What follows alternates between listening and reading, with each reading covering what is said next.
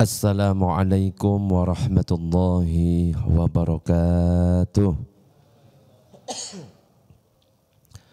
Bismillah walhamdulillah wassalatu wassalamu ala rasulillah Sayyidina Muhammad ibn Abdillah wa ala alihi wa sahbihi wa man walah la hawla wa la quwwata illa billah amma ba'du.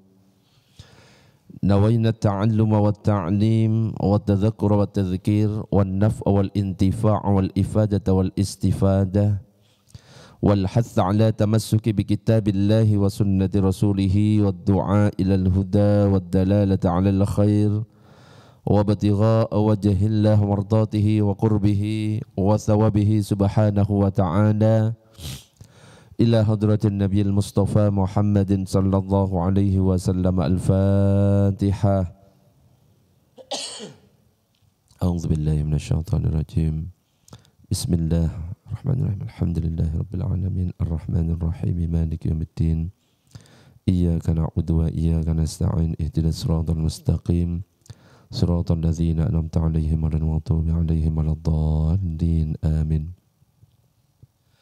Para jamaah, Bapak Ibu yang dirahmati oleh Allah, alhamdulillah pada kesempatan pagi ini kita masih diberikan kesehatan oleh Allah, masih diberikan kesempatan untuk bisa hadir melaksanakan sholat subuh berjamaah, dan mudah-mudahan apa yang kita lakukan menjadi amalan yang istiqomah, amin ya rabbal alamin. Dan mudah-mudahan dengan berkah kita sholat berjamaah di masjid ini, maka qabul semua hajat kita semuanya. Rizki kita dilancarkan oleh Allah, dosa-dosa kita diampuni oleh Allah.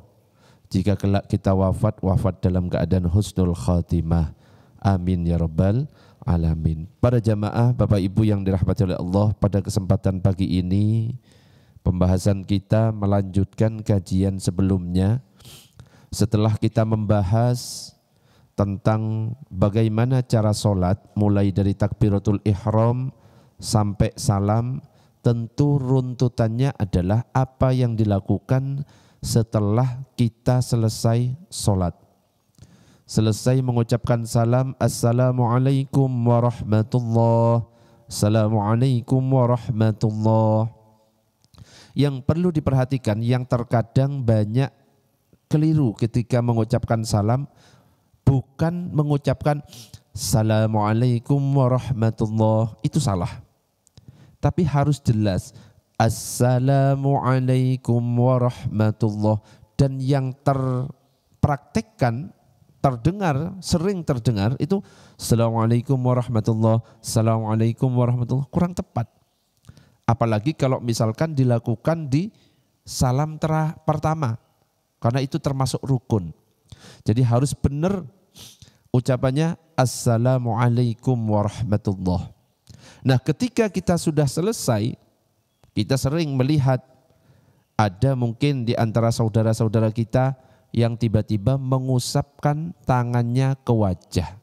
Betul? Kira-kira kalau misalkan ada yang mengamalkan seperti itu, boleh atau tidak? Boleh? Apa yang menjadi dasar diperbolehkan mengusap wajah? Nah, ini yang sekarang kita akan bahas. Dan kita tidak boleh langsung mengatakan boleh, karena memang ada yang mengatakan itu bid'ah. Betul? Ada yang mengatakan boleh, ada yang mengatakan tidak boleh. Nah, sekarang kita bahas sebenarnya dalilnya seperti apa tentang mengusap wajah itu. Jadi ketika sudah selesai Assalamualaikum warahmatullahi, Assalamualaikum warahmatullahi, yang biasa mempraktekkan mengusap wajah, biasanya mengusap wajah pakai satu tangan atau dua tangan? Halo? Dua. Bagaimana kalau saya misalkan mengusap dengan satu tangan? Boleh atau tidak? Bagaimana kalau misalkan saya tidak mengusap sama sekali? Boleh atau tidak? Sebenarnya boleh. Kenapa? Ini sudah di luar rangkaian sholat. Kembali ke definisi sholat. Bahwa sholat itu aqwalun wa af'alun muftatahatun bit takbir, muhtatamatun bit taslim. perbuatan, ucapan yang diawali dengan takbir, diakhiri dengan salam. Setelah selesai itu, selesai. Mau kita pulang langsung ketika selesai salam, Assalamualaikum warahmatullah, Assalamualaikum warahmatullah, pulang. Boleh atau tidak? Boleh. Assalamualaikum warahmatullah, Assalamualaikum warahmatullah. Imamnya iseng, jamaah kita jogging bareng. Boleh Pak enggak? Boleh, jogging. Cuma kurang ajar gitu loh. Cuma kalau ditanya sah apa enggak sholatnya? Sah. Kenapa? Sudah salam. Assalamualaikum warahmatullah, Assalamualaikum warahmatullah. Imamnya noleh melet-melet ke jamaah. Boleh Pak enggak? Boleh. Kurang ajar cuma beda. Kurang ajar antara sah dan kurang ajar beda. Assalamualaikum warahmatullah, Assalamualaikum warahmatullah. Ngusap wajah. Boleh Pak enggak? Boleh. Karena sudah di luar rangkaian sholat. Yang enggak boleh itu seperti apa? Assalamualaikum warahmatullah, Assalamualaikum warahmatullah. Yang diusap wajah sebelahnya. Nah, itu sih enggak boleh. Bisa difahami seperti ini. Nah, sebenarnya ya pikir pakai ini ya. Tidak usah sedikit-sedikit. Ini enggak dicontohkan oleh Nabi. Hei, yang tidak dicontohkan oleh Nabi belum tentu itu terlarang. Banyak muslim sekarang ini yang tidak dicontohkan oleh Nabi. Dakwah lewat medsos. Gak pernah dicontohkan oleh Nabi. Nabi kalau dakwah, kalau ngaji dengan sahabat, ya modelnya seperti ini. Jadi enggak semuanya yang tidak dicontohkan oleh Nabi terus kemudian terlarang. Contoh lagi misalkan Utsman bin Affan ketika hari Jumat azannya 2 kali. Di zaman Nabi enggak ada. Azannya Jumat di zaman Nabi cuma sekali. Di zamannya Abu Bakar, Umar cuma sekali. Cuma di Sayyidina Utsman karena umat semakin banyak akhirnya 2 azan.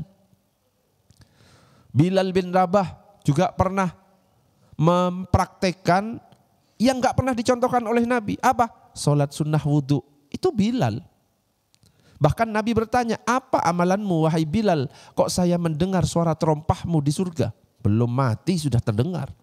Saya mengamalkan setiap batal wudu, saya wudu, kemudian saya sholat sunnah. Makanya oleh para ulama diberi nama, biar mudah, sholat sunnah, syukur wudu atau sholat sunnah wudu. Nah, kembali kepada mengusap wajah, ternyata disebutkan sebuah hadis yang diriwayatkan oleh Imam At-Tabrani an Anasin qala, dari Anas ia berkata, kana Rasulullah sallallahu alaihi wasallam idzan fatala min salatihi masaha wajhahu biyadihil yumna. Rasulullah apabila selesai salat beliau mengusap wajahnya dengan tangan kanannya. Jadi diusap dengan tangan kanan. Assalamualaikum warahmatullah, Assalamualaikum warahmatullah. Diusap dengan tangan kanannya. Tapi tidak hanya mengusap. Rasulullah itu sambil berdoa. Apa yang dibaca? Tsumma qalah, kemudian beliau berdoa, Bismillahilladzi la ilaha illahu ar-rahmanur rahim. Allahumma adhib annil hamma wal hazan. Dengan nama Allah yang tidak ada Tuhan selain Dia, yang Maha Pengasih, Maha Penyayang. Ya Allah, hilangkan dariku rasa galau dan kesusahan. Kalau kita kan cuma ngusap gak pakai doa, okay? Boleh enggak? Ya boleh-boleh saja. Bebas. Habis salam, Assalamualaikum warahmatullah, Assalamualaikum warahmatullah. Pergi ke toilet. Boleh Pak enggak? Boleh. Buka HP. Boleh Pak enggak? Boleh. Aman. Yang penting selesai sholat. Tapi kalau pengen yang sesuai sunnah, ya jangan langsung pergi. Tapi apa? Zikir. Seperti yang dicontohkan oleh Rasulullah SAW. Dikatakan tentang status hadis ini menurut Khatib Al-Baghdadi dalam kitab Tarikh Baghdad itu hasan. Jadi hadis itu ada 4. Ada hadis sahih, ada hadis hasan, ada hadis dhaif, ada hadis maudhu. Hadis sahih, hadis hasan bisa dijadikan hujjah, boleh diamalkan. Hadis dhaif boleh diamalkan, tapi khusus fadhailul a'mal, masalah akidah enggak boleh. Hadis maudhu tidak boleh sama sekali untuk diamalkan. Biasanya kalau masuk bulan Sya'ban, masuk bulan Rajab, itu sering muncul hadis-hadis maudhu atau hadis palsu. Barang siapa menyebar kepada 5 orang, maka besok dipastikan mendapatkan rezeki. Pernah seperti itu. Rasulullah bersabda, loh itu hadis palsu, hati-hati jangan disebar. Karena kalau kita menyebar, maka termasuk dalam kriteria man kadzaba alayya muta'ammidan falyatabawa maq'adahu minan nar. Siapa yang berdusta atas namaku dengan sengaja, maka siapkan tempat duduknya di neraka. Mudah-mudahan kita tidak termasuk di dalamnya. Amin ya rabbal alamin. Nah ini komentar dari para ulama tentang hadis yang tadi saya bacakan. Dikatakan sanad hadis ini muttasil dan para perawinya sikoh alias dapat dipercaya dan status hadisnya hasan. Artinya boleh diamalkan. Ibnu Nuaim juga di dalam kitab Hilyatul Auliya mengatakan status hadis ini hasan. Makanya kalau ada yang mengamalkan seperti itu, berarti mereka itu menggunakan dalil ini sebagai dasar. Dan jangan heran kalau ada yang mengatakan itu hadisnya dhaif. Ada yang seperti itu. Jangan heran, kenapa? Setiap ulama terkadang memiliki cara penilaian yang berbeda tentang sebuah hadis, padahal hadisnya sama. Masalah kunut saja, ya, para ulama beda. Imam Syafi'i mengatakan bahwa hadis kunut sahih. Imam Malik mengatakan hadis tentang kunut sahih. Imam Hanafi mengatakan tidak sahih. Imam Hambali yang muridnya Imam Syafi'i mengatakan tidak sahih. Jadi penilaian ulama terhadap sebuah hadis yang hadisnya itu sama bisa berbeda. Bisa jadi, makanya kita husnudzon. Kalau ada yang mengusap, oh mungkin pakai yang disampaikan oleh Ustadz kemarin itu. Kalau ada yang mengatakan, oh itu nggak boleh, tidak pernah dicontoh, oh berarti pakai pendapat yang mengatakan tidak boleh. Selesai. Nggak usah sampai tuduh menuduh, oh itu bid'ah. Wah hati-hati kalau sampai mengatakan seperti itu. Kenapa? Karena tuduhan bid'ah itu akhirnya apa? Mengatakan bid'ah berarti menyatakan orang itu sesat, dan menyatakan orang sesat berarti menganggap orang itu tempatnya di neraka. Hati-hati. Berarti kita mendahului Allah. Wong yang menempatkan di neraka atau di surga itu hanya Allah. Allahumma sholli ala sayyidina Muhammad. Ada lagi dalam kitab Bughyatul Mustarsidin. Dikatakan ketika selesai sholat setelah salam mengusap wajahnya dengan tapak tangan kanannya. Kemudian diteruskan sampai ke dagunya yang mulia. Jadi sampai ke dagu. Ini cara mengusap bagi yang mau mempraktikkan mengusap. Seraya berdoa. Doanya hampir sama dengan yang tadi.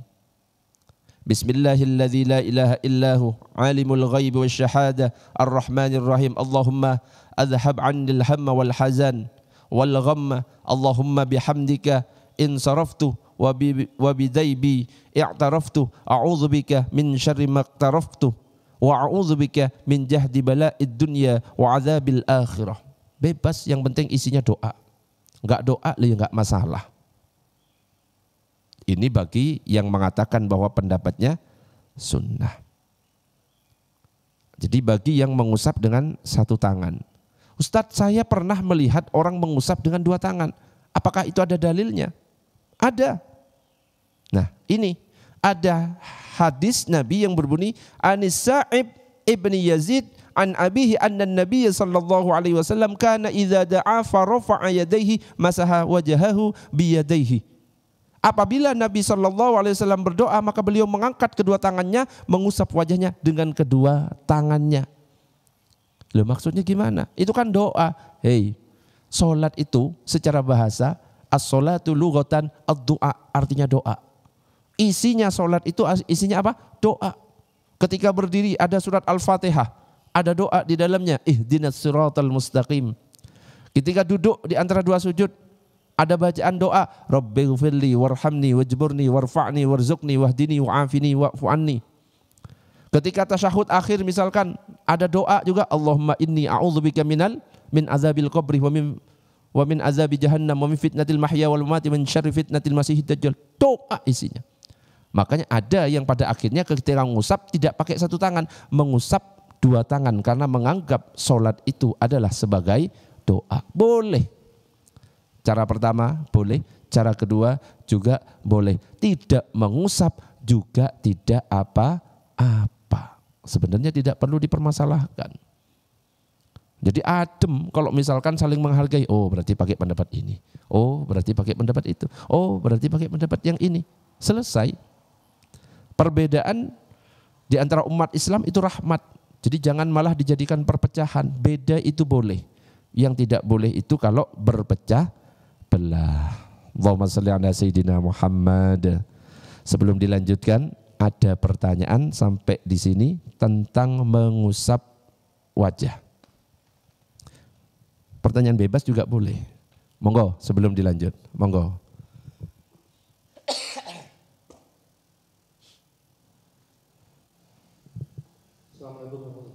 Waalaikumsalam warahmatullahi wabarakatuh.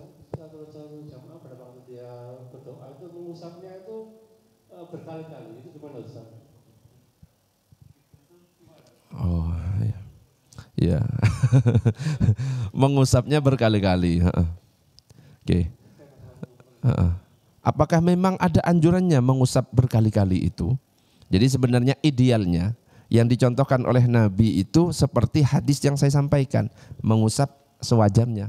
Ustaz, ngusap berkali-kali apa no? Ya mungkin ya ono iki sing apa gitu loh dibersihkan ya. Tapi intinya enggak masalah.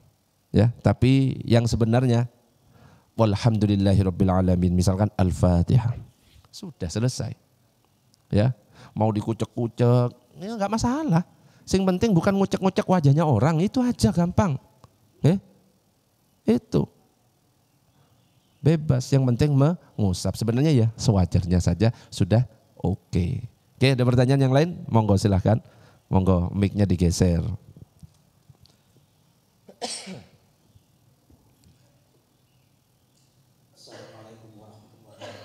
Waalaikumsalam warahmatullahi wabarakatuh.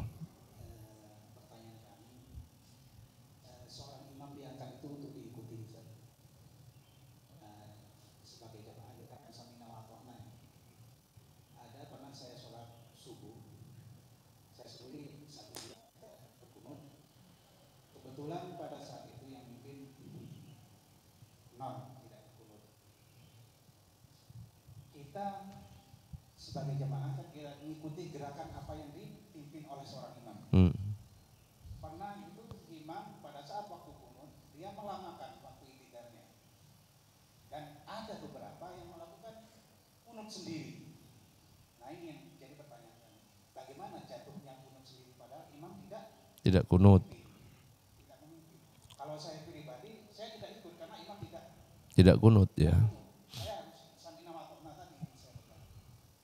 Ya. Jadi manut imam nggak sholat juga, ya cowok ya, bukan itu rumusnya. Oke, jadi betul. Jadi dalam sebuah hadis disebutkan innama ju'ilal imamu liyu'tamma bih. Imam dipilih atau dijadikan untuk diikuti. Imam takbir, imam ruku, ya ruku, imam sujud, imam salam, imam pulang ke rumah masing-masing, jangan pulang ke rumahnya imam, okay? Repot nih pulang ke rumahnya imam. Nah, yang jadi masalah sekarang, bagaimana kalau misalkan ada imam yang kunut, nah, kita dua-duanya sekalian ya, kita biasanya nggak kunut, kok imamnya kunut? Apakah yang sebaiknya dilakukan? Sebenarnya yang sebaiknya dilakukan angkat tangannya juga. Untuk apa? Kunut. Begitu juga orang yang biasanya kunut, sholat di tempat yang enggak kunut, ya sudah ikuti. Kalau bisa itu jangan membuat perselisihan di situ, biar apa? Adem. Tapi apakah boleh Ustadz, saya ini enggak kunut, sholat di tempat yang kunut, pokoknya saya enggak mau kunut, boleh enggak? Boleh. Tidak mengurangi keabsahan, karena ini masalah perkara sunnah. Jadi yang wajib diikuti itu, yang wajib itu. Ya, yang perkara rukun, imam ruko, kok wis saya enggak ruko, enggak pokoknya. Lah itu enggak boleh. Itu yang justru membatalkan. Tapi kalau masalah sunnah, nah kan kalau dalam mazhab Syafi'i kunut itu sunnah ab'ad. Sunnah ab'ad itu maksudnya ketika lupa dilakukan dianjurkan sujud sahwi. Nah, jadi bagi orang yang enggak kunut, misalkan tadi sholat ya lagi kunut, dia biasanya enggak kunut, dia tetap berdiri, enggak masalah. Yang penting enggak melakukan sujud duluan, boleh, tetap sah. Nah sekarang kondisinya imamnya melamakan, ngasih kesempatan kepada makmum bagi yang kunut, itu justru bagus. Imam yang bijak seperti itu, ya, dia tidak kunut tapi memberikan kesempatan. Apakah boleh? Boleh. Kenapa? Dalam kitab-kitab Syafi'iyah justru dikatakan kalau seandainya imam itu enggak kunut dan memang mempercepat, Sami Allahu liman hamidah, Allahu Akbar. Kalau orang yang bermadzhab Syafi'i pengen kunut boleh, tapi kunutnya singkat. Bacaannya Allahumma gfirli ya ghafur. Allahumma gfirli ya ghafur. Langsung ikuti. Tetap mendapatkan pahala kunut. Apalagi dikasih kesempatan seperti itu. Coba contoh di Madinah. Itu lama. Kalau rakaat kedua. Sami Allahu liman hamidah. Agak lama. Kunut gak apa-apa. Angkat gak apa-apa. Ustaz nanti dilihatin orang. Gak diangkat. Gak apa-apa. Sing penting bacaannya. Mengangkatnya itu hukumnya sunnah. Allahumma hdini fi man hadait wa afini fi man afait. Terus wassallallahu ala sayyidina. Kalau masih cukup baca terus. Tapi ya seperti yang saya sampaikan, kalau kunut tidak disunnahkan mengusap wajah. Justru makruh ya. Jadi wassallallahu ala sayyidina Muhammadin nabiyil ummi wa ala alihi washabbihi wasallam, turun langsung. Jadi tetap sah. Ada yang kunut tetap sah, justru sunnah kalau dalam mazhab Syafi'i. Justru dikatakan kalau ada yang enggak kunut, dia pengen tetap kunut, baca kunut singkat. Allahumma gfirli ya ghafur. Itu dalam kitab. Allahu a'lam bishawab. Ada pertanyaan yang lain? Monggo.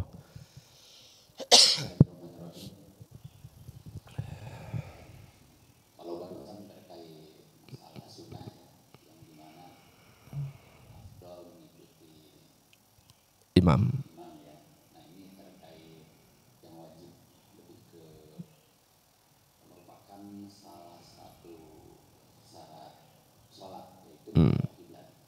Saya sering mendapati imam itu menghadapnya itu contoh di depan kita agak miring lah berapa senti atau berapa derajat. Nah, saya sebagai imam apa harus ikuti kan, harus miring juga gitu kan. Sementara juga ini kan berdampingan dengan jamaah atau makmum yang sebelah kan seperti itu. Saya mendapati seperti itu. Sebenarnya seperti apa? Itu kan menyangkut masalah syarat sholat. Ya, salah satu syarat sahnya sholat menghadap kiblat. Seharusnya kalau memang imamnya agak miring, ya softnya dimiringkan semuanya. Ya, kan ada kadang-kadang musola atau masjid terus softnya miring karena memang awalnya ngukurnya nggak pas. Ini nggak masalah kalau disamakan. Tapi sebenarnya seandainya itu tidak tepat, itu tetap sah. Karena sudah niatnya itu menghadap kiblat. Tidak ada loh yang pas loh. Ke kiblat, ke Ka'bah itu. Yang posisi sana sama posisi sini itu beda kemiringannya. Ya. Ka'bah itu loh satu kotak kecil. Ya mungkin sak gini loh Ka'bah.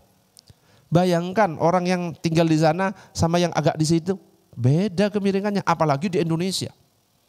Itu sudah hanya perkiraan saja itu, yang penting mengarah ke Mekah. Ya. Bisa saja kalau misalkan ditarik garis lurus ke Afrika Selatan, ya. Gak nyampe kemana.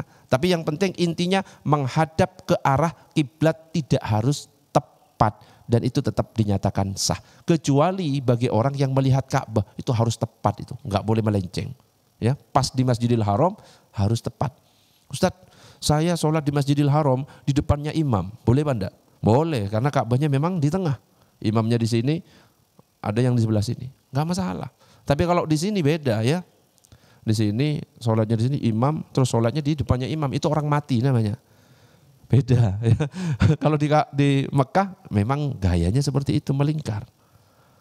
Gitu, okay? Jadi tidak harus tepat. Syaratnya itu enggak harus tepat. Memang wajib menghadap kiblat, tapi minimal kita sudah memperkirakan arah kiblatnya. Kalau di sini ini agak miring 27 derajat. Berapa derajat di sini? Sudah diukur belum? Hah? Ya beda, itu saya ngukur di Pamekasan Madura 27 derajat. Wallahu a'lam kalau di sini ya. Di Pamekasan saya ukur 27 derajat dari arah barat. Jadi agak miring. Makanya masjid di rumah saya itu dimiringkan 27 derajat. Kalau di sini ya wallahu a'lam, nanti dicek. Sekarang banyak kompas. Kalau memang pas, alhamdulillah. Kalau enggak pas, miringkan sedikit. Enggak dimiringkan, tetap sah. Ya, tetap sah. Yang penting mengarah ke arah kiblat, ke arah barat. Oke, seperti itu. Ada pertanyaan yang lain? Monggo. Lanjut. Lanjut dulu. Allahumma shalli ala sayyidina Muhammad.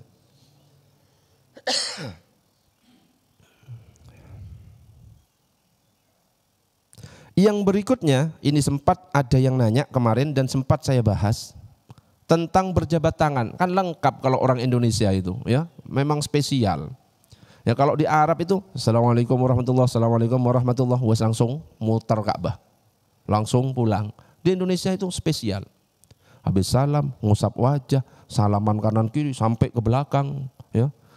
Ya meskipun salaman ya, tapi jangan sampai mengganggu yang lain. Boleh apa enggak kalau kita bersalaman? Sebenarnya hadisnya banyak tentang berjabat tangan ketika kita selesai sholat. Pertama ada hadis secara umum. Dikatakan ma min muslimin yaltaqiyani fayatasawfahani illa ghufira lahuma qabla an yatafarraqa. Kalau ada dua orang muslim bertemu kemudian dia berjabat tangan tidak dilepas, selama tidak dilepas maka dosa-dosanya itu luntur semuanya. Diampuni dosa-dosanya sebelum berpisah. Makanya jangan dilepas, ya. Yang melepas dulu pahalanya lebih sedikit daripada yang terakhir. Hanya kalau bisa terus, ayo kamu ayo, sweet, nggak apa-apa. Dan yang mantap kalau salaman kok ngene-ngene enggak, kurang. Kemarin pernah saya kasih contoh sama Mas Bina ini, salaman itu sing mantap. Jadi ada, Mas Bina pinjam lagi, ulangi coba lagi. Ya jangan kayak lemes gitu loh, nggak niat, ini nggak niat. Apa ya, nggak usah sekalian aja kalau kayak gitu. Sing mantep ini. Digoyang, ulangi. Jadi ya semangatnya itu keluar. Cara salaman seperti itu. Bertemu salam. Ketemu lagi di sana salam, berjabat tangan maksudnya. Terhalang dinding, ketemu lagi, jabat tangan sunnah. Sing penting nggak bosen aja orang gitu. Gimana gitu. Loh, sunnah, meskipun habis dari kamar mandi, ketemu lagi, Assalamualaikum. Sunnahnya seperti itu. Allahumma shalli ala sayyidina Muhammad. Dan luar biasa, yang menyodorkan tangan terlebih dahulu, pahalanya lebih besar daripada yang nerima. Sama dengan orang yang mengucapkan salam terlebih dahulu, pahalanya lebih besar daripada yang menjawab. Padahal mengucapkan salam hukumnya sunnah, menjawab salam hukumnya wajib. Hukum sunnah lebih tinggi daripada yang wajib. Ini spesial juga. Salam, ini mantep, Assalamualaikum. Jawabannya harus lebih lengkap. Ya, jangan sama. Kalau bisa itu balas dengan yang lebih baik. Assalamualaikum, jawab. Waalaikumsalam warahmatullah. Kok ada yang Assalamualaikum warahmatullah, jawab lebih lengkap. Waalaikumsalam warahmatullah wabarakatuh. Kok wis lengkap? Assalamualaikum warahmatullahi wabarakatuh. Waalaikumsalam warahmatullahi wabarakatuh. Ya ahlal kubur. Ngono kaplok abis itu. Tok ngawur ya. Ngaji kok ya serius amat ya. Ojo terlalu serius nanti cepat mati. Ya enggak. Insyaallah panjang umur semuanya. Amin ya rabbal alamin. Bahkan dikatakan lagi min tamamit tahiyyati al-akhdhu bil yad. Di antara bentuk penghormatan yang paling sempurna berjabat tangan. Jadi kalau ada yang menyodorkan tangan itu artinya menghormati itu, penghormatan itu.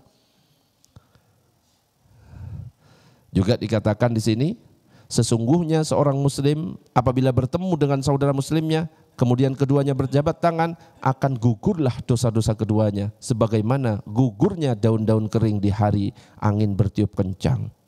Banyak sekali ini dalil-dalil secara umum. Nah, untuk dalil secara khusus apakah memang terjadi di zaman Nabi? Pernah, ini hadis riwayat Muslim. An Sayyidina Yazid ibni Aswad radhiyallahu anhu annahu shalla subha ma'an Nabi sallallahu alaihi wasallam. Yazid bin Aswad dia salat subuh bersama Rasulullah.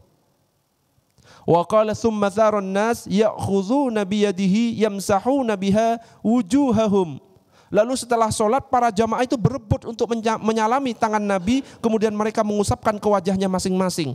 Fa akhadtu bi yadihi famasahtu biha wajhi. Maka aku juga ikut menyalami tangan Nabi, lalu saya usapkan ke wajah saya, diciumi. Dan itu terjadi setelah sholat subuh. Makanya kan ada biasanya setelah sholat subuh salaman ya. Ya kan kita kan biasanya diatur ya. Ya enggak masalah. Yang penting tidak mengganggu. Yang penting jangan mengganggu. Ustadz, saya pakai pendapat yang mengatakan salaman bid'ah. Boleh, gak usah salaman. Yang penting jangan sampai nunjuk, ini bid'ah. Jangan. Tunjukkan ke diri sendiri, ini bid'ah, gak saya lakukan. Karena belum tentu orang yang melakukan itu berpendapat bid'ah. Faham maksudnya? Boleh kita memiliki pendapat ini bid'ah, tapi khususkan kepada diri kita, gak usah diamalkan. Jangan tunjukkan kepada orang, karena orang bisa saja punya rujukan lain. Ulama yang dipegang bisa beda. Jangan dipaksakan ulama kita yang kita pakai dipaksakan ke dia. Loh, ini menurut ulama ini. Loh, dikira yang lain gak punya. Itu gunanya kita bertoleransi, saling menghormati perbedaan pendapat. Akhirnya para ulama memberikan kesimpulan. Ya, kita kan manut ulama karena kita ini bukan siapa-siapa, bukan ahli hadis, bukan ahli Al-Quran, bukan. Nah, ulama akhirnya mengatakan seperti Imam At-Tahawi. Tutlabul musafahah fahiya sunnatun akibas salati kulliha wa inda kulli laqiyin. Salaman setelah salat adalah sunnah. Begitu juga setiap berjumpa dengan sesama muslim. Ulama yang mengatakan. Imam Izzuddin bin Abdissalam juga mengatakan annaha minal bid'il mubahah. Ini bid'ah tapi boleh, bid'ah mubah. Ada lagi Syekh Abdul Ghani An-Nabilisi annaha dakhilah tahta umumi sunnatil musafahah mutlaqan. Musafahah, salaman itu berjabat tangan setelah sholat masuk dalam keumuman hadis tentang musafahah secara mutlak. Mau dilakukan tidak di dalam sholat boleh, di luar sholat setelah sholat boleh. Yang penting tidak dilakukan pas waktu sholat, itu nggak boleh. Allahu Akbar. Salaman, itu yang nggak boleh. Kalau setelah selesai bebas. Wong ke toilet boleh, buka HP boleh, jogging bareng boleh. Cuma akhlaknya ya, akhlak mana, etikanya mana kan gitu. Nah ini Ibnu Hajar Al-Haytami, ini ulama-ulama besar ini. Dikatakan di sini wala asla lil musafahah ba'da salatai as-subhi wal asri walakin la ba'sa biha. Enggak ada dasarnya jabat tangan setelah subuh dan asar. Biasanya di kampung-kampung ada. Kalau subuh dan asar Allahumma shol. Enggak ada dasarnya itu. Tapi kata beliau mengatakan kalau dilakukan silahkan boleh karena berlaku keumuman hadis yang tadi dibacakan banyak tadi itu. Dilakukan kapan saja boleh. Dan jangan kita menambah-nambahkan. Kalau di hadis itu tidak ada perkecualian, jangan ditambahkan. Dan sekarang itu muncul. Salaman boleh, kecuali setelah sholat. Loh, kapan Nabi ngomong seperti itu? Jangan ditambah-tambah. Boleh, di mana-mana salaman. Tapi kalau setelah sholat, bid'ah. Loh, ya apa sih? Wong Nabi gak pernah bersabda seperti itu. Kita nambah-nambah hadis. Nah justru itu yang bahaya. Iki kok melotot semua ya. Santai nggih. Allahumma shalli ala sayyidina Muhammad. Ada pertanyaan sebelum dilanjut? Monggo Pak Ali silakan.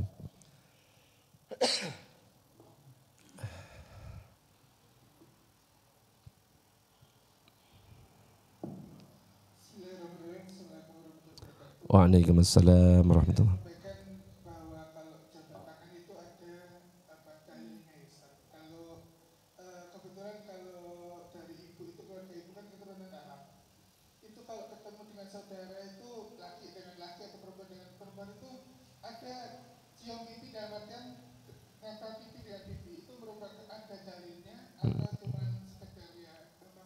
Adat kebiasaan. Ya. Assalamualaikum. Cium ya. Ternyata laki perempuan itu yang enggak boleh ya. Tapi kalau misalkan sesama laki-laki bebas. Yang ada dalilnya salaman. Ini hanya kebiasaan. Cipika, cipiki ya. Terus tos gini. Ngoyong enggak ya. Enggak pakai gitu juga. Sing sunnah itu sing salaman ya. Masalah cipika-cipiki enggak perlu dipermasalahkan karena tidak masuk dalam agama, itu hanya kebiasaan. Ahlan kan biasanya gitu kan, cipika-cipiki peluk, gak apa-apa ya. Menyambut seorang tamu atau sahabat dan membuat dia senang, itu sunnah. Mungkin diambil dari sunnahnya situ ya. Jangan cari-cari yang loh gininya boleh enggak, gak usah cari yang berhubungan dengan itu. Ini membuat senang. Coba seandainya ada teman kita, weh ya Allah, senang gak? Senang karena disambut. Membuat senang orang lain hatinya orang lain menjadi gembira, itu pahala sendiri itu. Boleh nggak apa-apa. Yang penting harus ya sesama laki-laki, perempuan dengan perempuan. Laki perempuan boleh kalau suami istri, tapi jangan di depan umum. Ya, suami istri di depan umum, ya nggak dosa, cuma ya nggak baik kalau dilihat anak kecil. Ya, anak kecil di sini. Iki lho anak kecil kabeh iki belum nikah iki ya belum ini. Allahumma sholli ala sayyidina Muhammad. Ada pertanyaan yang lain? Monggo, silakan.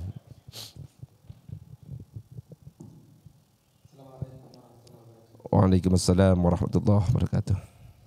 Terkait dengan salaman tadi, sekitar sebulan yang lalu saya mengalami di musola kampung itu lagi sholat, sudah selesai sholat terus saya lilitan pikir kayak gitu, terus saya berdoa saya lagi berdoa gini ya kemarin khusus sambil membesarkan mata, terus ini di samping saya sebelah kanan ini ada yang terlambat sholat, dia langsung sholat, habis sholat dia pun mau berjabat tangan, cuma posisi saya kan Lagi doa.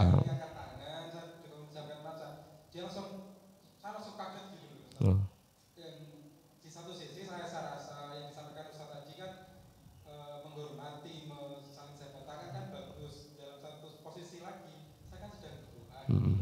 Jujur pada saat itu jujur saya agak dongkol ya. Kenapa nggak tunggu saya selesai berdoa dulu gitu loh baru ngajak jabat tangan kayak gitu.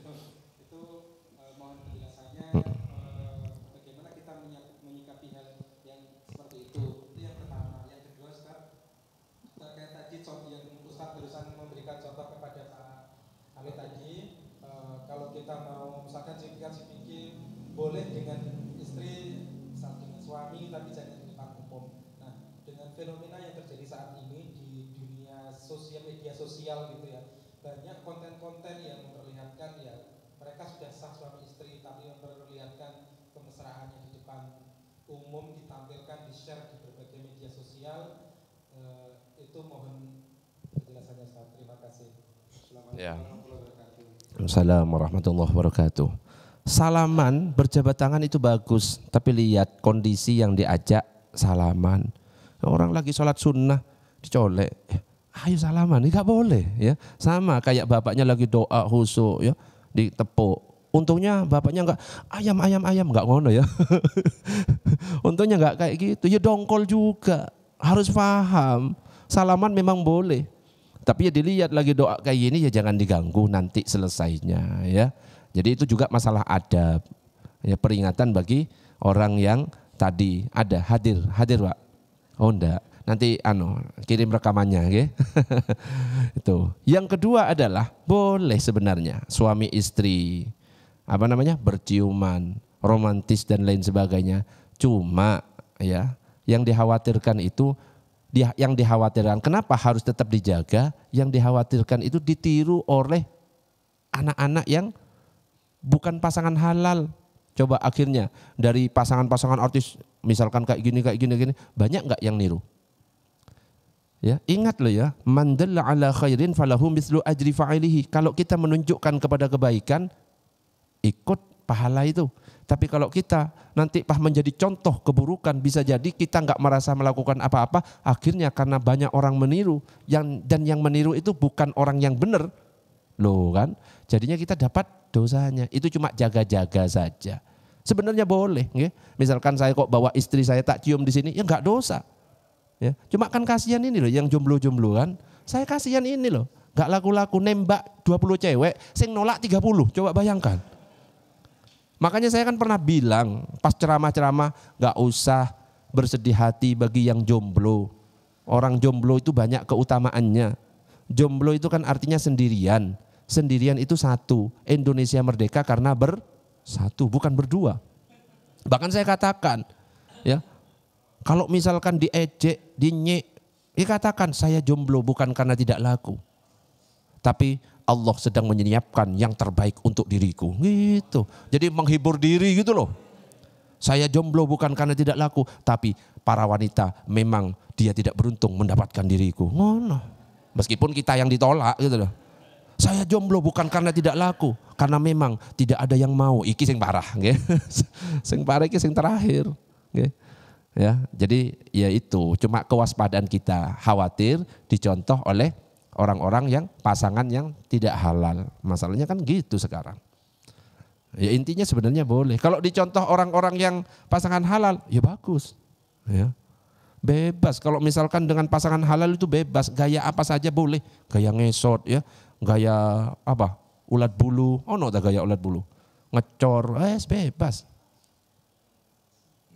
Yang jadi masalah itu ditiru sama yang bukan pasangan halal. Gitu, okay? Untuk jaga-jaga saja. Ada pertanyaan yang lain? Belum ada? Oke, kita lanjut. Lanjut. Allahumma sholli ala Sayyidina Muhammad.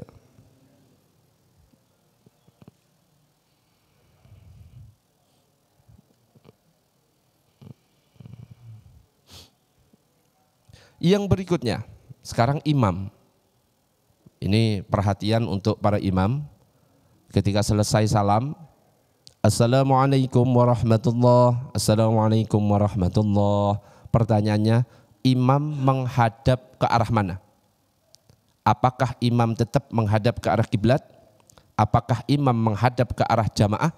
Apakah ke utara, ke selatan, atau mendongak ke atas mungkin gitu? Kira-kira kemana? Loh ini ada aturannya. Ini wajib, imam ini harus ngerti. Karena apa? Imam Ghazali mengatakan makmum itu adabnya adalah gak boleh meninggalkan tempat sebelum imam meninggalkan tempat. Padahal kan kita tahu imam kadang-kadang duduknya lama. Adabnya makmum gak boleh mendahului imam. Makanya imam itu harus ngasih kode. Kalau dia itu sudah selesai dan makmum itu dipersilahkan. Nah itu gunanya bergeser, memutar. Nah pertanyaannya, imam itu sebenarnya sunnahnya menghadap jamaah atau menghadap ke arah lain? Halo? Hah? Kemana? Ke jamaah? Kan kita banyak lihat. Assalamualaikum warahmatullahi wabarakatuh. Ada yang lihat. Dipelototi satu-satu. Ya takut. Ya. Sing santai. Pandangan itu tetap adem. Ya. Senyum. Ya, senyum. Tapi dilihat ternyata nggak ada jamaahnya. Senyum-senyum sendiri itu namanya gila. Oke, sekarang kita bahas. Allahumma shalli ala Sayyidina Muhammad. Hadis yang pertama.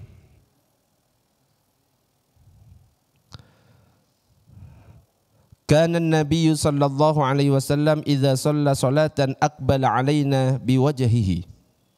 Nabi apabila telah selesai mengerjakan solat, beliau menghadapkan mukanya kepada kami. Berarti menghadap ke jamaah. Belum selesai. Ada hadis yang lain. Yang kedua, Anil Barra qala kunna idza shallaina khalfa Rasulillah sallallahu alaihi wasallam ahbabna an nakuna an yaminihi yuqbilu alaina biwajhihi. Jika kami salat, katanya Al-Barra, salat di belakangnya Nabi, kami itu senang berada di kanannya Nabi. Kenapa? Nabi menghadapkan wajahnya kepada kami, artinya Nabi menghadap ke arah utara kalau di sini. Faham maksudnya? Duduk di sana. Nabi berarti menghadapnya ke arah utara. Jadi ada dua hadis di sini dan hadisnya dua-duanya sama-sama sahih. Yang pertama hadis riwayat Bukhari, hadis sahih. Yang kedua hadis riwayat Muslim, juga hadis sahih. Loh terus gimana Ustadz yang paling benar? Nah ini perlunya kita ngaji. Ternyata para ulama merinci. Jika imam punya kebiasaan mengajar atau menyampaikan nasihat, ada sesuatu yang ingin diumumkan, nasihat yang disampaikan, maka dianjurkan menghadap ke arah jamaah. Jadi menghadap ke arah jamaah imam ketika ada yang ingin disampaikan. Tapi kalau tidak ada yang ingin disampaikan, cuma zikir biasa kayak tadi, tidak menghadap jamaah, tapi menghadap ke arah utara. Nah, jadi bedanya seperti itu. Loh Ustadz, ada Ustadz gak nyampaikan apa-apa, ngadep ke jamaah. Ya sudah gak apa-apa. Mungkin ngecek, sopo sing gak hadir, gak apa-apa. Dia abseni satu-satu, gak apa-apa, bagus, perhatian berarti. Intinya seperti itu, boleh menghadap utara ketika kita zikir biasa, Tapi kalau ingin ada yang disampaikan, menghadap ke jamaah. Dan ini dilakukan oleh Rasulullah Sallallahu Alaihi Wasallam. Nah, terus berikutnya, nah ini dikatakan dalam kitab Fathul Bari. Ibnu Abi Hatim berkata, setelah saya cermati hadis-hadis yang meriwayatkan tentang Nabi menghadap ke arah jamaah dengan wajah beliau, maka saya temukan bahwa Nabi menghadap ke arah kanan adalah hadis yang lebih kuat. Menurut Syafi'iyah ada dua pendapat. Pendapat kedua menghadap ke arah kanan. Makanya kalau teman-teman yang Nahdiyin biasanya ya, karena beliau semuanya bermazhab Syafi'i, biasanya menghadap ke arah utara, menggunakan dalil ini. Karena dianggap dalil yang menghadap ke utara itu adalah dalil yang paling kuat. Ini dipraktekkan ini imam ini. Kapan menghadapnya ke arah utara? Itu ada waktunya menghadap, gak sembarang menghadap. Jadi ketika salam, Assalamualaikum warahmatullahi wabarakatuh. Assalamualaikum warahmatullahi wabarakatuh. Imam tetap menghadap ke kiblat. Istighfar dulu. Astaghfirullahaladzim, astaghfirullahaladzim, astaghfirullahaladzim. Tetap posisi ngadap kiblat ini. La ilaha illallah wahdahu la syarikalah, lahul mulku wa lahul hamdu yuhyi wa yumitu wa huwa ala kulli syai'in qadir. Menghadap kiblat tetap posisinya. Posisinya seperti duduk tasyahud akhir. Allahumma ajirna minan nar, Allahumma ajirna minan nar, Allahumma antas salam. Masih hadap kiblat ini. Wa minkas salam wa ilaika ya'udus salam fahyina rabbana bisalam wa adkhilna al-jannata darus salam tabarakta rabbana wa ta'ala ya dzal jalali wal ikram. Selesai itu berputar. Menghadap ke utara atau ke jamaah. Itu waktunya berputar. Ya, cukup diputar saja, enggak pakai dijilat dicelupin. Itu jadi beda nanti ya. Berputar. Nah, ketika berputar itu tanda kode untuk jamaah bagi yang mau meninggalkan sudah boleh. Faham maksudnya? Jadi jangan sampai meninggalkan sebelum imam berputar. Sebelum imam berputar bergeser tempat, jangan makmum meninggalkan karena ini adab bagi makmum. Tapi kadang-kadang imamnya nggak ngerti, akhirnya menghadap kiblat terus. Ya, akhirnya makmumnya, iki kapan iki? Saya pergi nanti kurang adab karena imamnya belum berputar. Makanya ini gunanya imam juga harus ngaji. Harus ngerti berputar itu. Karena apa? Dalilnya juga jelas di sini dikatakan ini. Nah, ini. An Anasin qala shalla bina Rasulullah sallallahu alaihi wasallam dzata yaumin falamma qada shalah aqbala alaina biwajhihi faqala ayyuhan nas inni imamukum fala tasbiquni birruku' wala bisujud wala bil qiyam wala bin siraf wala bil insiraf. Coba dikatakan di sini, pada suatu hari Rasulullah sallallahu alaihi wasallam mengimami kami salat. Ketika telah selesai salat, beliau menghadap kepada kami dengan wajahnya lalu berkata, berarti menghadap kepada jamaah karena ada yang ingin disampaikan. Cocok kan dengan yang tadi? Terus berkata, wahai manusia, sesungguhnya aku adalah imam kalian. Jangan kalian mendahuluiku, rukuk jangan, sujud jangan, berdiri jangan, insiraf bergeser setelah sholat juga jangan bergeser. Ya. Jadi jangan pergi sebelum imam bergeser. Kalau imam sudah muter, pergi yang mungkin terburu-buru juga sudah boleh. Meskipun belum selesai zikirnya. Ya, kalau imamnya wis gak ngerti, kita terburu-buru, ya sudah terpaksa. Karena memang salah pilih imam. Imam itu kan harus milihnya yang benar. Pertama yang dilihat apanya kalau imam itu? Cara milih imam? Apa? Apanya yang dilihat?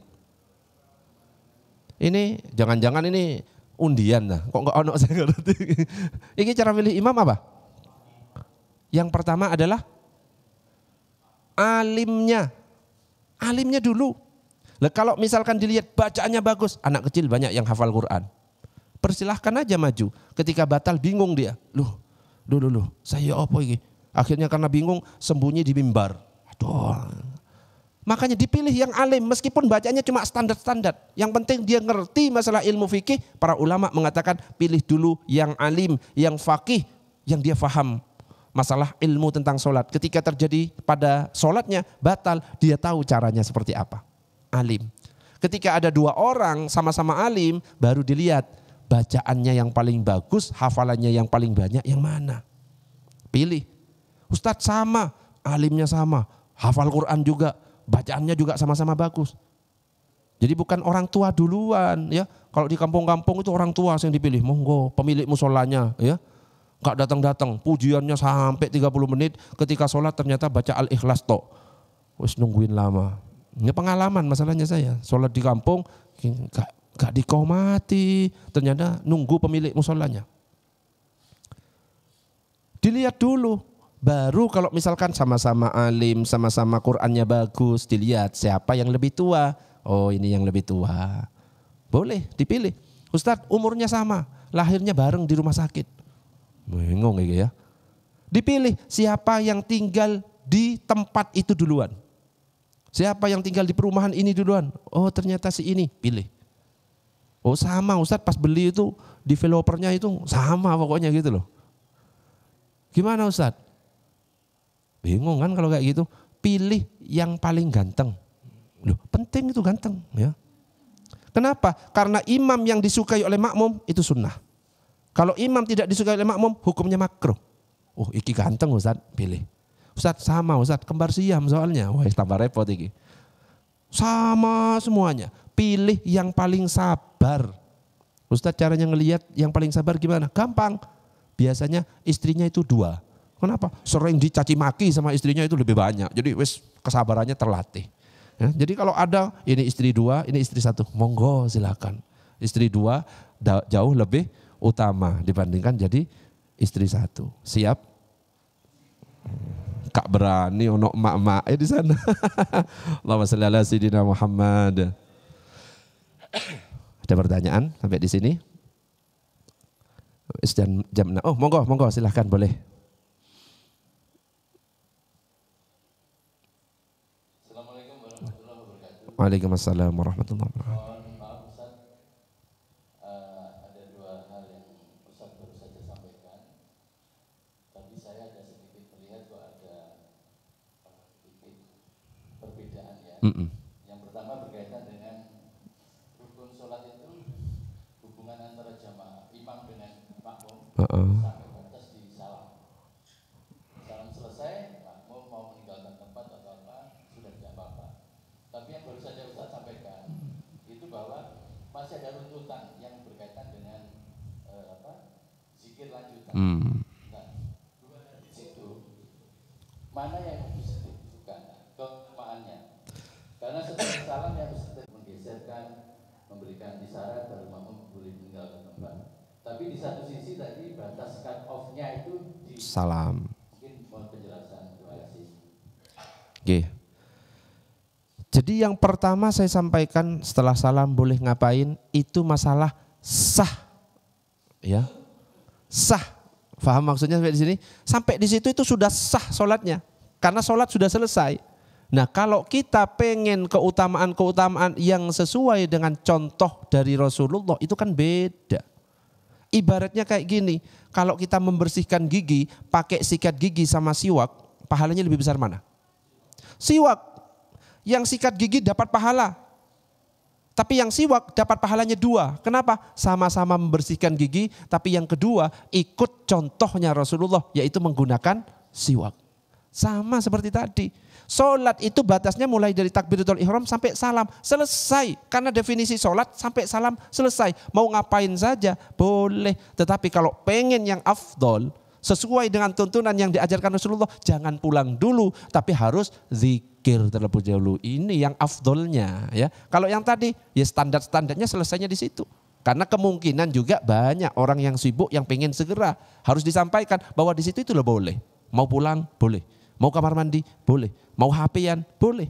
Cuma ya nggak afdol. Kenapa? Masih ada rentetan-rentetan yang dicontohkan oleh Rasulullah yaitu istighfar, ya, terus membaca yang tadi, bergeser. Nah, itu baru kalau sudah bergeser itu full sempurna. Kalau kayak gitu itu, sholat berjamaahnya full sempurna. Jadi sholat berjamaah dikatakan sempurna bukan sampai salam.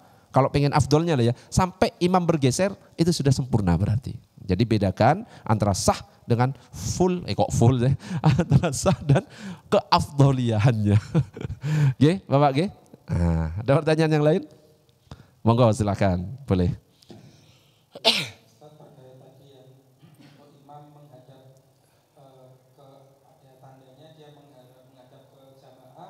menghadap ke Utara. seperti itu. Namun dalam praktek untuk saya pribadi ya, saya sering sekali lihat imam tadi yang seperti saya sampaikan, banyak yang imamnya itu habis sholat sudah menghadap ke kiblat terus, bahkan sampai membaca doa, kita wiritan bersama baca doa tetap menghadap ke Kiblat. Nah itu bagaimana penjelasannya? Ya. Bagaimana kalau misalkan tetap menghadap kiblat, ya tidak mendapatkan keutamaan insiraf. Ya, berarti imamnya masih kurang jauh gitu ya. Apa? Ya belum belajar yang ini ya. Makanya imam itu kan pilih yang sempurna. Ya, sing benar-benar paham. Ya. Memang banyak di masjid-masjid besar yuk ngadep kiblat terus. Ya karena memang belum tahu yang dibaca bahwa harus gini, belum baca juga kitab Bidayatul Hidayah. Di situ ada adab imam dan makmum. Imam nggak boleh ini, makmum nggak boleh ini. Banyak yang masih tidak dilewati, cuma adabnya saja kurang. Kalau masalah sah zikirnya dapat pahala, cuma adab imamnya kurang dapat.